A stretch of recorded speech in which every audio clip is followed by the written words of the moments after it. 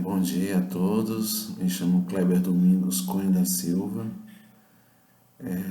sou farmacêutico e no momento estou coordenando o Centro de Informação sobre Medicamentos da Universidade Federal do Ceará e por solicitação da Rede Latino-Americana de Centros de Informação, estamos disponibilizando uma fala sobre um tema que me parece ainda muito incipiente, enquanto conceito, como ferramenta a ser pensada e utilizada dentro do campo da farmácia, que é o tema do farmacopoder. Esse tema do farmacopoder me pareceu importante na medida em que me parece que os centros de informação sobre medicamentos encontram-se em um cenário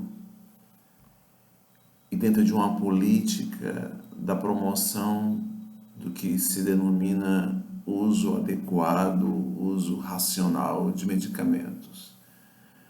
Então eu venho trazer algumas reflexões sobre qual seria então o papel dos centros de informação dentro desse campo ou dentro dessa modalidade de poder que Beatriz Preciado, em seu livro Texto Jung, dedicou o capítulo 8º ao farmacopoder.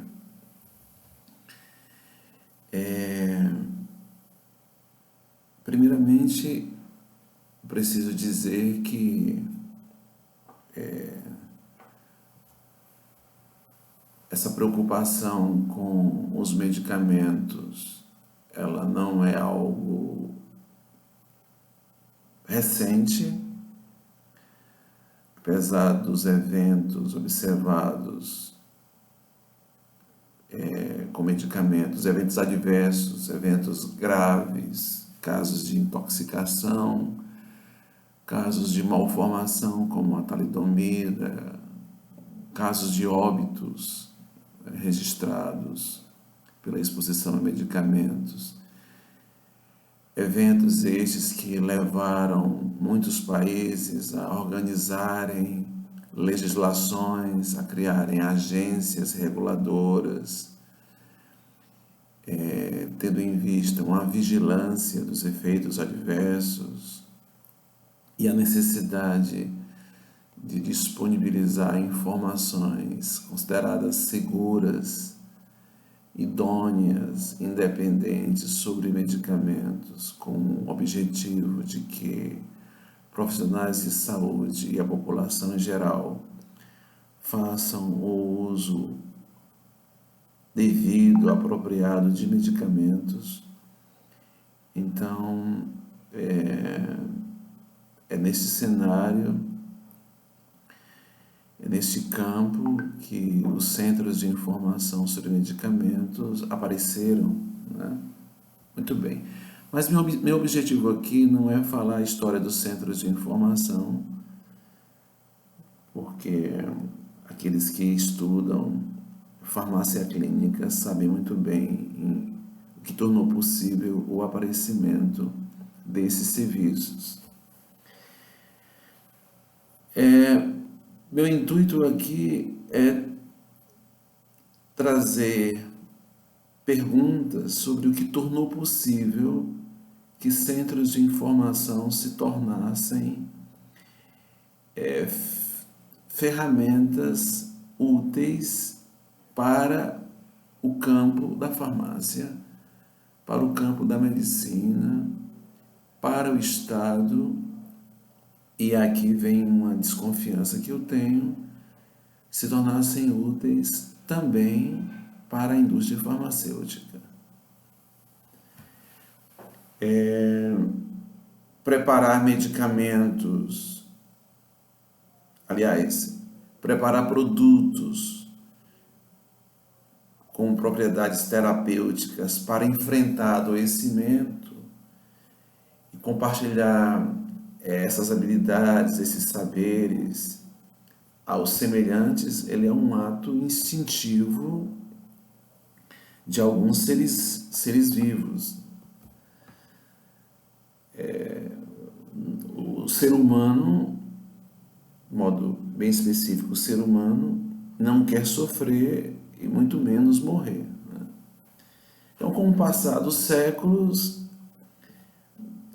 quando estudamos a história da medicina, apareceram entre os grupos humanos indivíduos com melhores habilidades em cultivar, preparar medicinais e afugentar as doenças, o sofrimento, a dor, a morte, que antes eram concebidas como tarefas próprias da divindade.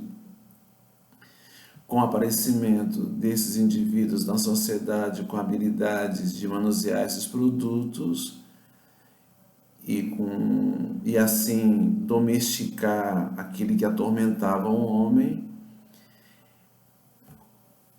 essa tarefa de cuidar, de afugentar o sofrimento, não passou a ser visto como algo exclusivamente das divindades, né? Esses indivíduos inseriram tais práticas em rituais que manuseavam esses produtos medicinais. E aí nós temos os curandeiros, os mediadores entre deuses e a natureza, entre deuses e os homens, né? E não demorou muito para que esses produtos medicinais fossem considerados como elementos sagrados, e os curadores se tornassem então personagens importantes, personagens que de grande culto e privilégio dentro dos grupos que apareceram, né? Muito bem, então essa experiência do homem com as moléculas, essa experiência do homem com os produtos terapêuticos, ela é muito dinâmica, né? A gente observa, por exemplo, que ainda hoje em torno da molécula se edificam templos e religiões, e a figura do sacerdote, do curador, do guia, são figuras ainda presentes em alguns grupos que se reúnem em torno dessa experiência ontogênica com a molécula, né? Então, se nós olharmos, por exemplo, em um pequeno vilarejo, ou uma modesta aldeia, ou uma tribo, se alguém sente dores fortes, insuportáveis, temendo a morte, a quem essa pessoa vai solicitar ajuda, né? Seus familiares e amigos certamente levarão essa pessoa ao curador. Então, eu estou trazendo isso para mostrar como, em torno da molécula, dos medicinais, vão aparecer figuras que vão exercer papel de mando e de comando e de condução dos comportamentos das pessoas, né? Certo? Eu penso que seja isso importante para nós entendermos por qual razão, por quais motivos, figuras que antes tinham notário reconhecimento foram substituídas por outras. Ou seja, esse lugar do curador tornou-se um lugar também de grande visibilidade e de ganhos incontáveis, sobretudo quando o Estado aparece esse lugar é um lugar onde serão confeccionados ordens, normas, sentenças. Vai se tornar um lugar também de produção de saber e, consequentemente, um lugar do exercício do poder, um lugar de disputas. Então, o fármaco, o conceito de fármacon, conceito grego de fármaco, tornou-se então um amálgama, né? Uma corrente, um elo entre aqueles que buscam a cura e os que oferecem tratamentos.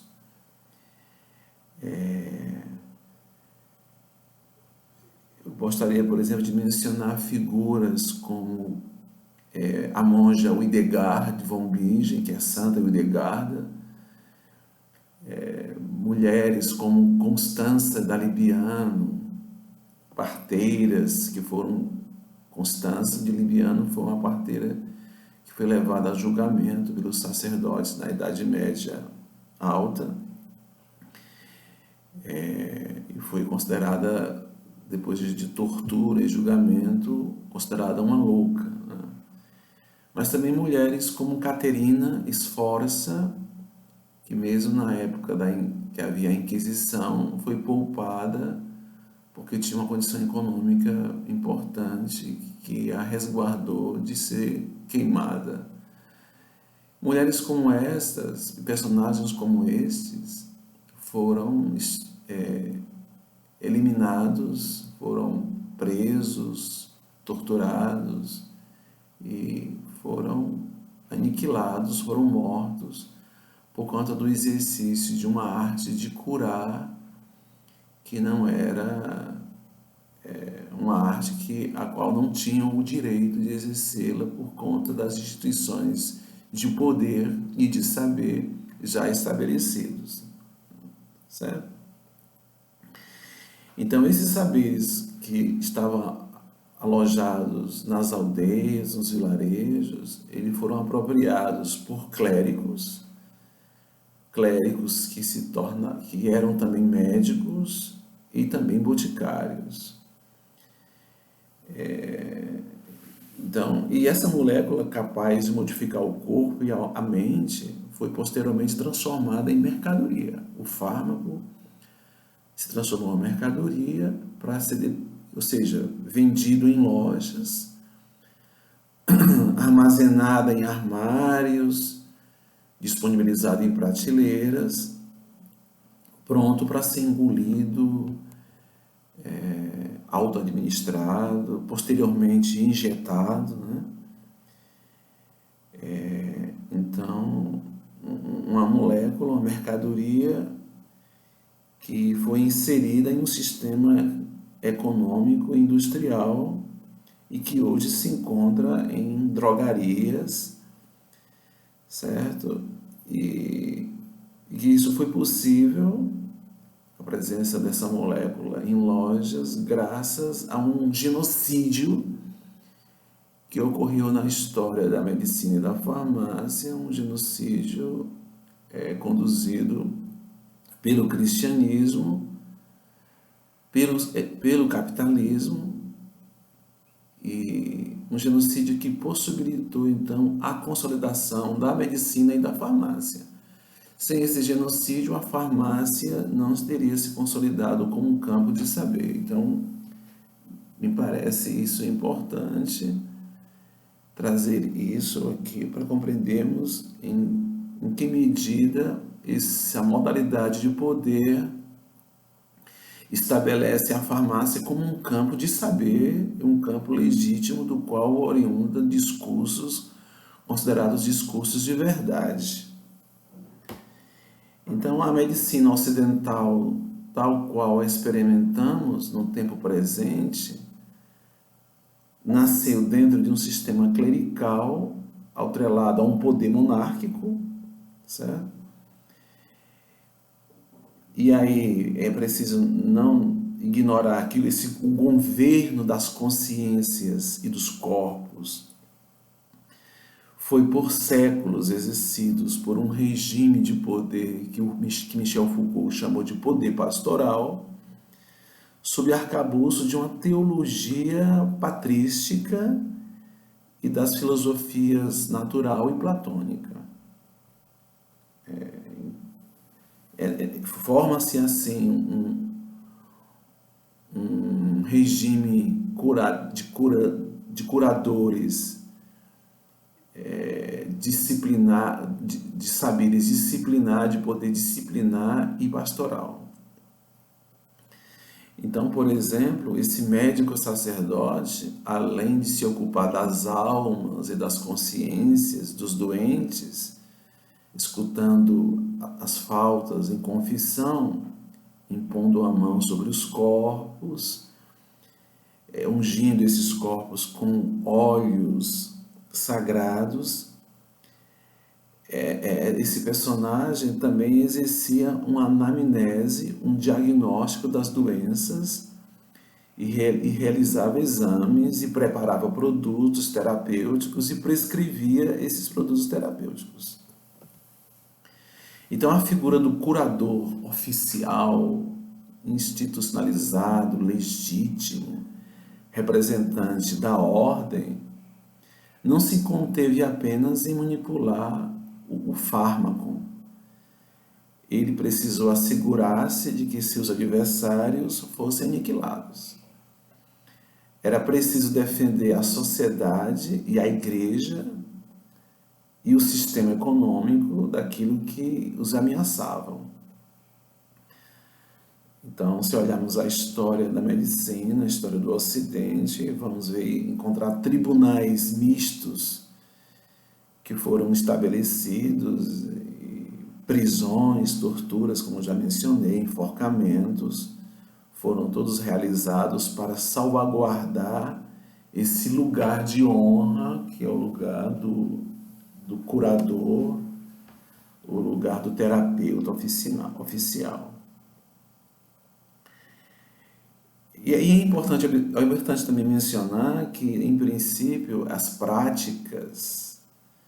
práticas de preparação de produtos, de prescrição, eram realizadas, no princípio, em um espaço misto. A abadia, que é a residência do monge, do sacerdote, tinha também uma estrutura dedicada aos doentes, ao cultivo de plantas e ao preparo dessas plantas.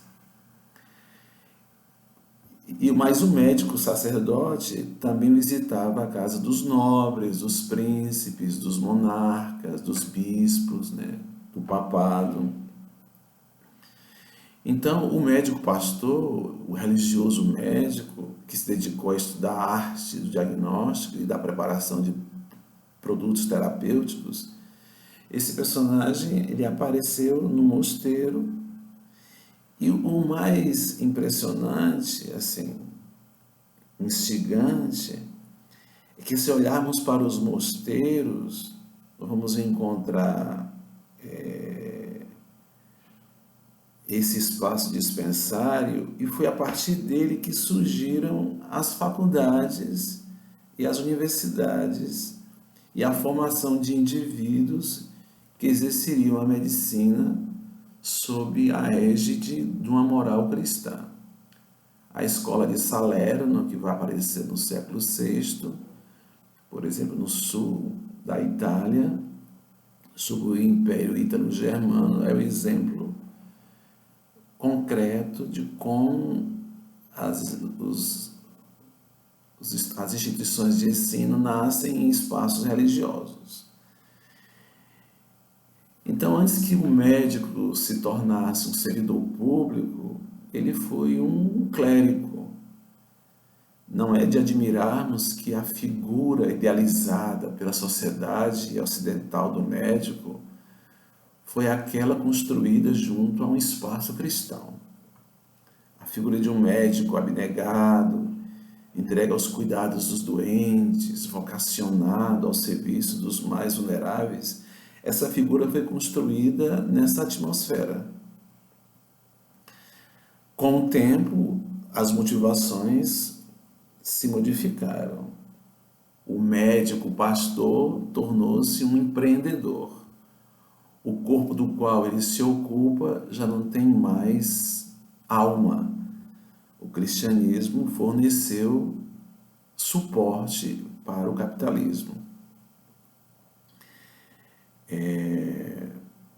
Então, antes da profissionalização da medicina e da farmácia, antes do aparecimento da enfermagem como profissão, antes da fragmentação do conhecimento empregado em prol da saúde das pessoas, tínhamos condutas e produtos em um fluxo coordenado por uma modalidade de governo exercida por um pastor, que é o poder pastoral.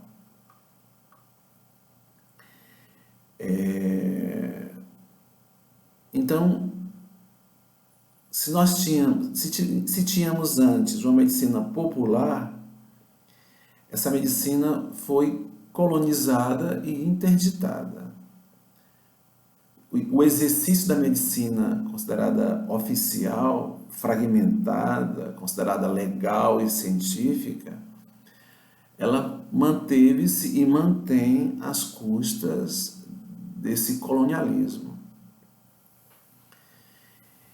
Então, os saberes apropriados e os produtos desenvolvidos pela medicina popular foram, e ainda o são, prescritos e vendidos a indivíduos que historicamente os empregavam sob a custódia de pessoas, de personagens que foram presos, multados e interditados em seus atos, justamente por fazerem uso dessas especiarias e por prescrevê-las.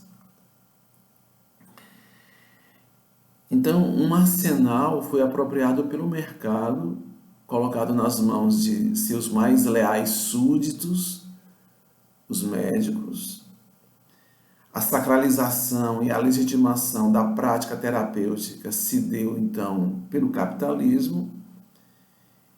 Então, finalizando isso, para não ser demais repetitivo,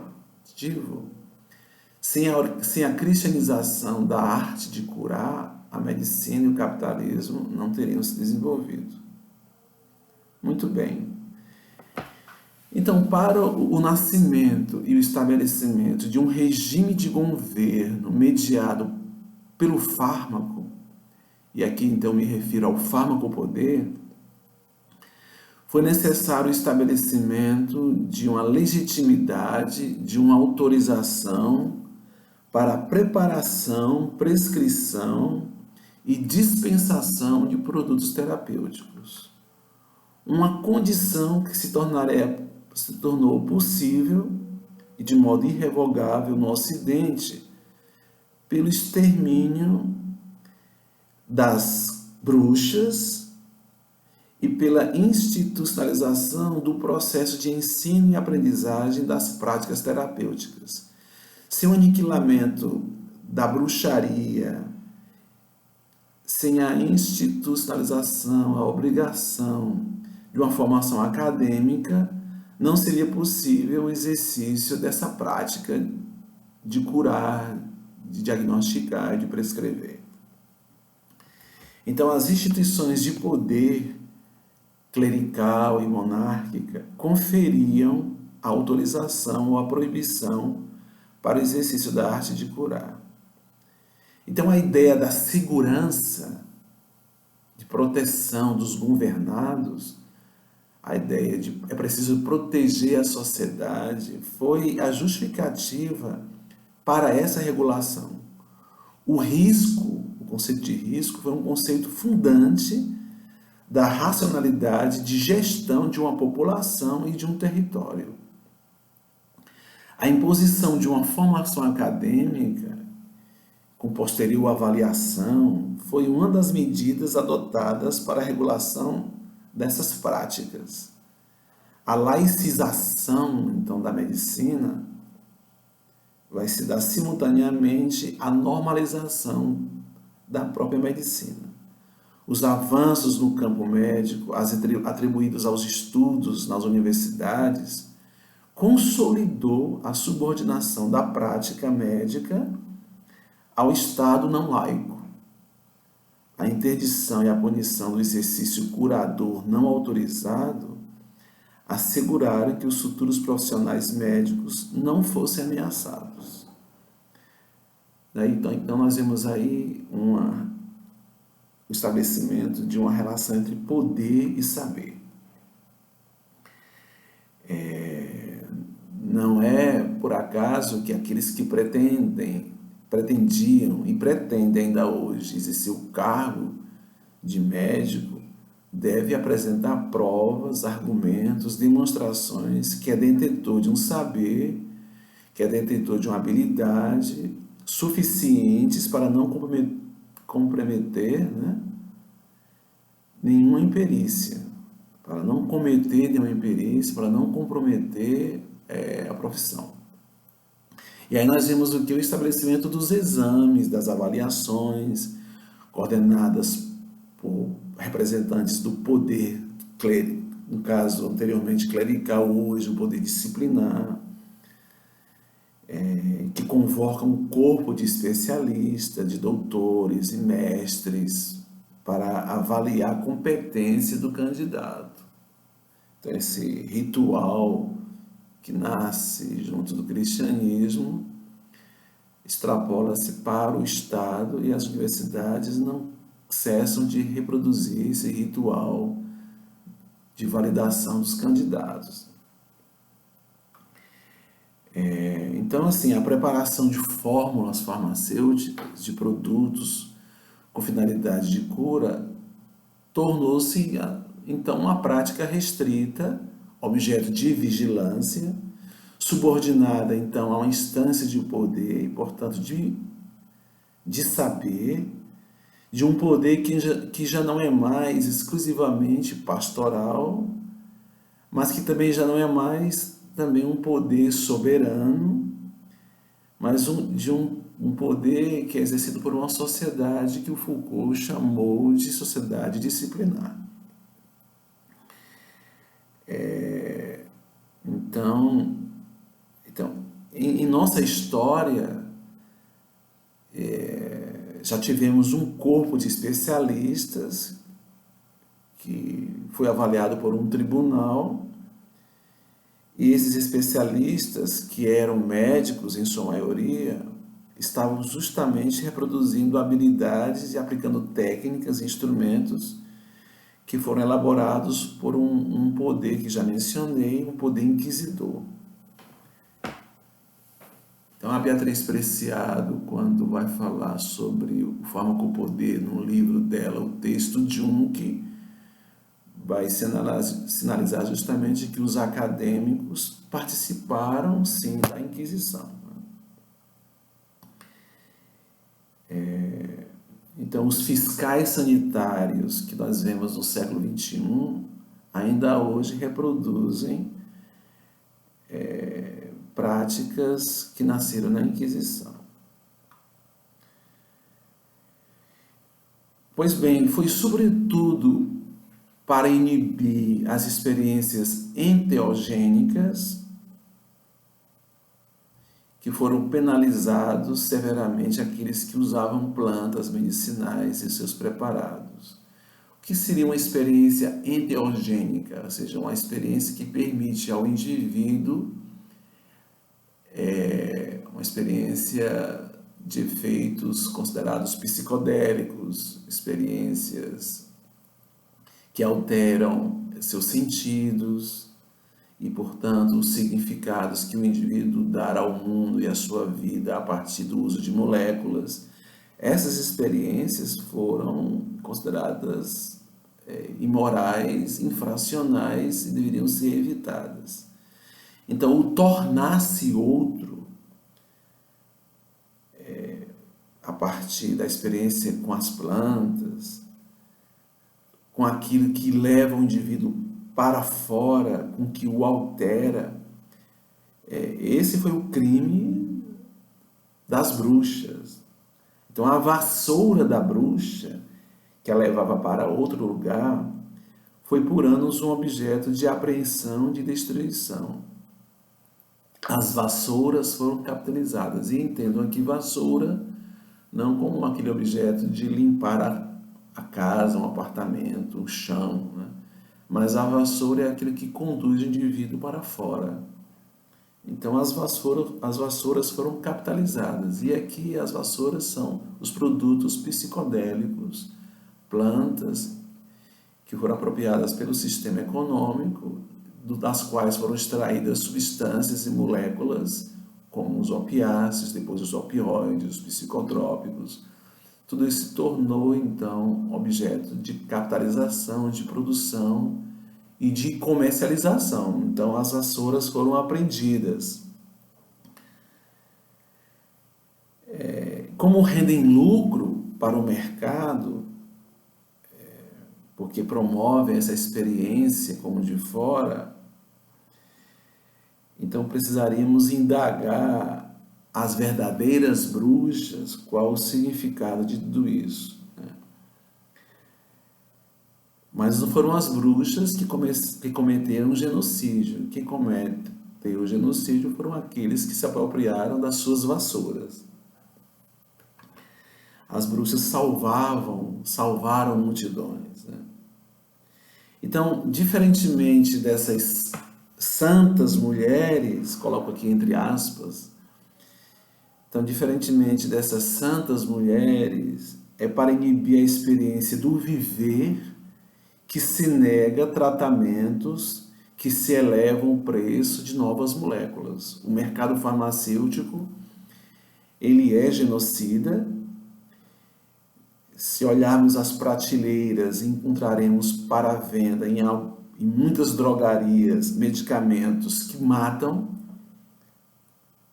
e ainda existem aqueles que os prescrevem.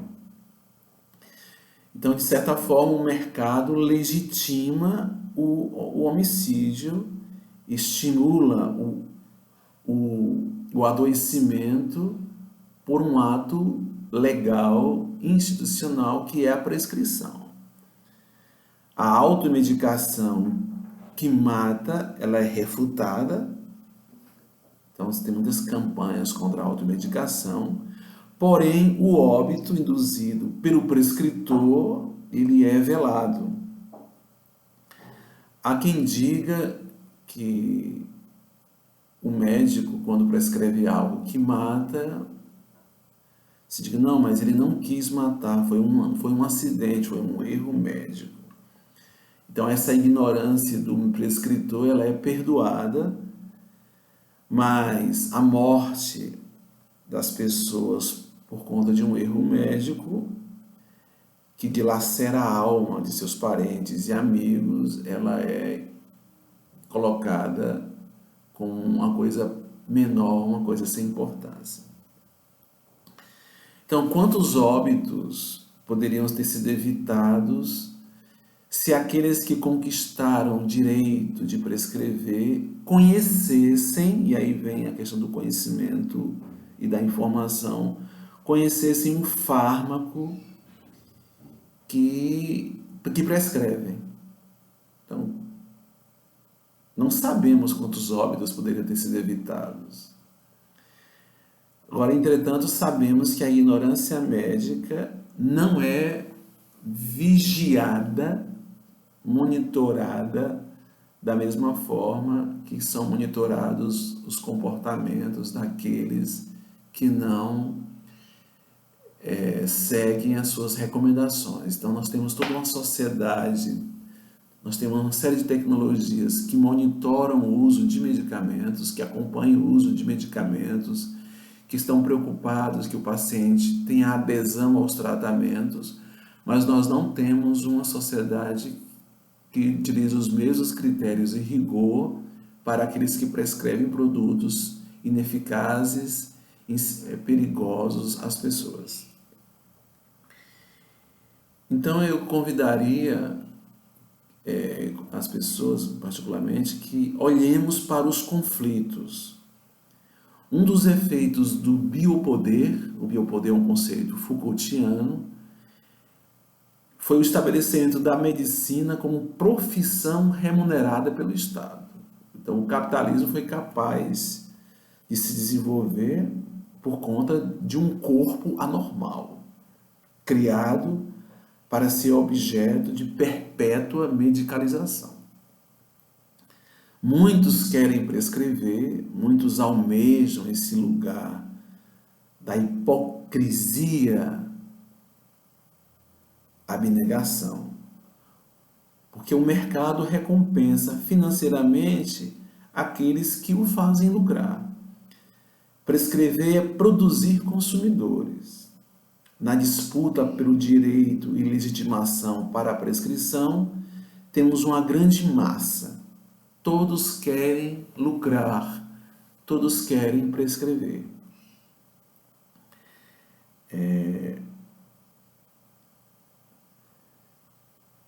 Se olharmos atentamente para a sociedade europeia, no período, por exemplo, em que ela foi devastada pela peste, não foi difícil, não é difícil constatarmos que as orações, as procissões religiosas e tampouco os produtos preparados pelos médicos, clérigos, pelos boticários, não foram eficazes para salvar as milhões de vidas. Então, naquela situação, em vários períodos que a peste exterminou milhões de pessoas, foi constatada a impotência da medicina, como a do clero, em solucionar problemas sanitários, o que provocou muitas dissidências. Quando nós chegamos na modernidade, com o processo da industrialização e descoberta dos antimicrobianos e o isolamento do agente etiológico da peste, e é o caso, o exemplo, estou citando, vemos claramente a importância dos fármacos na redução da mortalidade global, na importância da redução dos quadros das morbidades, do tempo de hospitalização, ou seja, é inquestionável a importância dos fármacos no aumento da sobrevida das pessoas. É isso que a Beatriz Preciado vai considerar também o farmacopoder, porque o poder não é também só negativo. Tem a dimensão positiva do poder na medida em que dá a possibilidade das pessoas de sobreviverem e de viverem. Então, assim, os medicamentos foram um dos primeiros artefatos empregados como ferramenta daquilo que o Foucault chama de governamentalidade. Então, o sistema econômico, tomando a vida em sua dimensão biológica como um centro de suas estratégias de governo, disciplinou os indivíduos, tornou-os hábeis a atenderem às expectativas do capitalismo. Então, sem essa disciplinarização, as doenças não seriam descobertas e nem tampouco os tratamentos. As universidades se constituíram, ao longo dos séculos, o mais importante nascedouro de profissionais e de pesquisadores que promoveram um desenvolvimento econômico, social e político da sociedade. A universidade sempre foi uma usina de mão de obra qualificada. Então, para conhecermos o caminho, eu falei tudo isso até agora para sinalizar o que a Beatriz Preciado diz o seguinte, que é preciso refazer o caminho das bruxas para conhecermos a história da farmácia.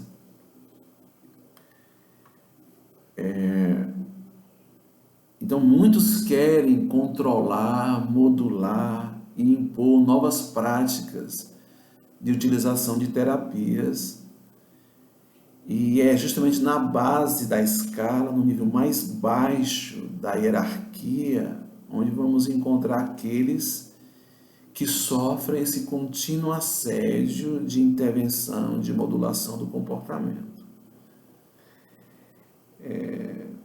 Pensemos, por exemplo, naquelas pessoas consideradas desqualificadas, que exercem práticas consideradas ilegais. Pensamos naquelas pessoas que raramente têm a oportunidade de receberem tratamentos médicos, naqueles que perambulam pelas ruas, naqueles que vivem em zonas rurais, onde raramente os profissionais de saúde transitam. Se olharmos para essas pessoas, elas têm acesso a práticas terapêuticas consideradas não oficiais, não legítimas, justamente por conta das suas condições econômicas. E essas práticas são consideradas perigosas, não autorizadas, são olhadas com desconfiança, sobretudo pelos profissionais de saúde, e os farmacêuticos não são, diferentemente dos médicos e de outros profissionais que olham com desconfiança essas práticas. Porque, justamente como disse o Foucault numa conferência, O Nascimento da Medicina Social, o farmacêutico junto com o médico foram os primeiros a serem cooptados por esse poder, pelo biopoder. O capitalismo, de certa forma, ele é canibal. Certo? Ele é canibal porque ele devora essas práticas, ele estabelece limites para o fluxo de saberes, sobretudo aqueles que ele vai dizer que não são legítimos. Então, nós verificamos uma intolerância dos cientistas da saúde às práticas curativas exteriores às instituições acadêmicas, o que perpetua o controle que essas exercem sobre a vida humana. Então, nesse sentido, eu tenho uma desconfiança sobre como nasce, como aparece o conceito de uso racional de medicamentos. Se nós olharmos, por exemplo, a história da indústria farmacêutica, sobretudo no século XIX, quando aparece a morfina, a indústria farmacêutica vai ser aquela primeira a elaborar jornais e informativos sobre medicamentos. E nós vamos encontrar nesses informativos, nesses jornais, justamente conceitos como o de usar adequadamente o produto, armazenar adequadamente o produto. Essa preocupação com o uso do medicamento, que é legítima, ela não nasce dentro do campo da saúde coletiva, ela não nasce dentro do campo da farmácia clínica, porque isso vai aparecer no século XX, ela é muito anterior, ela não nasce dentro das universidades, ela nasce dentro da indústria farmacêutica. Ela é uma produção do mercado. Quem elabora o conceito de uso apropriado de medicamento é o mercado. Então, isso me parece interessante, porque vemos depois que o mercado lança para as instituições de pesquisa e de ensino este conceito do uso adequado, e as instituições de ensino se apropriaram desse conceito e fizeram disso, posteriormente, uma grande bandeira para legitimarem as suas práticas. Então, nesse sentido, e eu já estou finalizando, os centros de informação me parecem serem ferramentas, tecnologias que nasceram para promoverem o uso adequado de medicamentos, adequado de mercadorias confeccionadas pela indústria farmacêutica. Os centros de informação gerenciam, manipulam informações que foram elaboradas pela própria indústria, se não pela própria indústria, por instituições de pesquisa e de ensino, que em sua grande maioria tem uma relação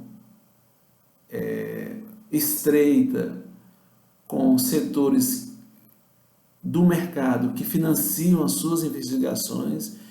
Então, penso que nós temos que olhar com desconfiança qual é, então, o real papel dos centros de informação sobre medicamentos na medida em que eles estão a serviço de uma modalidade de governo da vida humana mediada por moléculas.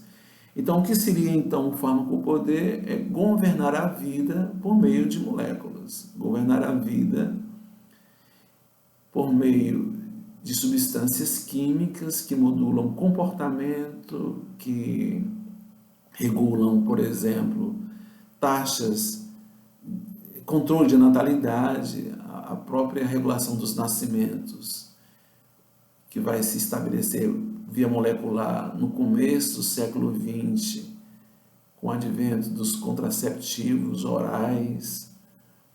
Ela é uma estratégia biopolítica e, por consequente, fármaco-biopolítica, como vai dizer a Beatriz Preciado.